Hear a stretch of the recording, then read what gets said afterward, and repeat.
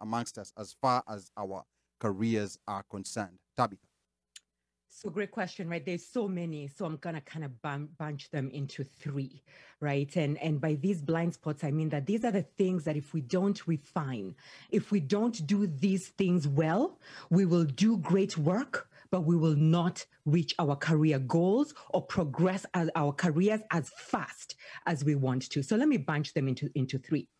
So the first one, I think, has to do with what I call formidable presence. And what do I mean by that?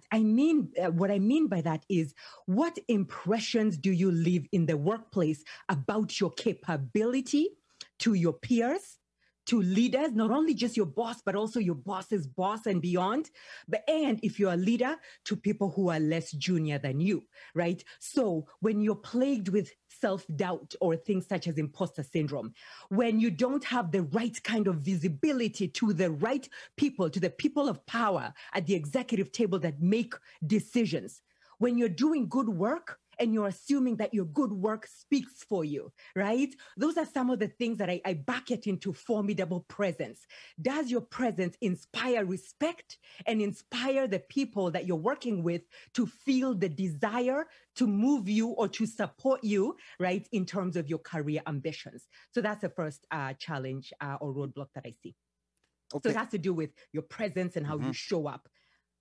Okay. All right. What I was curious about is how does someone know whether they're inspiring that confidence or gaining that respect? You know, because you're going to work, you're doing what you're told to do, you're playing by the rules. So how does someone know that they're doing it, or how does someone become aware that I'm not doing what I'm supposed to be doing to get presence? Yeah, great question. I'm going to give you the easiest example. When you go there to work and you try and negotiate for a salary raise, do you get it? When assignments to important projects are being given, are you on that list, right? When there is a promotion, right? If you apply to it, do you get it? Or do you get excuses? Or even the bigger one, are you tapped for promotions, right? If you're not getting tapped, right, even before you apply for positions that you're qualified for, then that could say a lot about whether you are having formidable presence.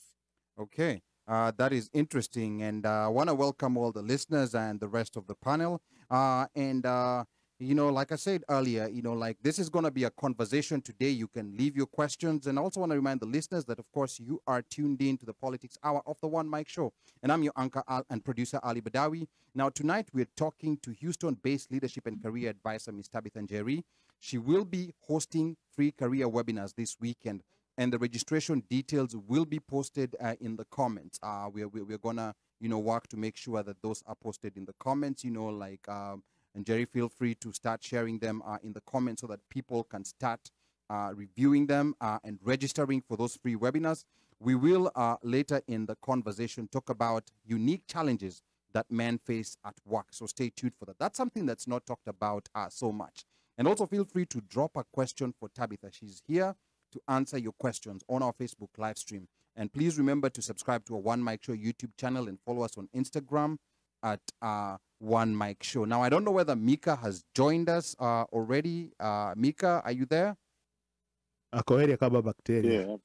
Okay. All right, Mika, karibu sana ndani ya OneMicShow. Now, before we continue, Mika, what are we going to be talking about in the sports segment tonight before we get back to Tabitha? So in the sports tonight, we're going to be talking about Olympics. We'll talk about the performance of the various Kenyan teams that have participated, individuals. We'll talk about athletics. We'll talk about rugby, both male and female rugby, and then if we have some time, we might also talk what is the breaking news of the weekend so far. The moves that have happened recently on the NBA trade, and probably we might throw in a little surprise topic in there if we have some more time. Okay, thank you so much.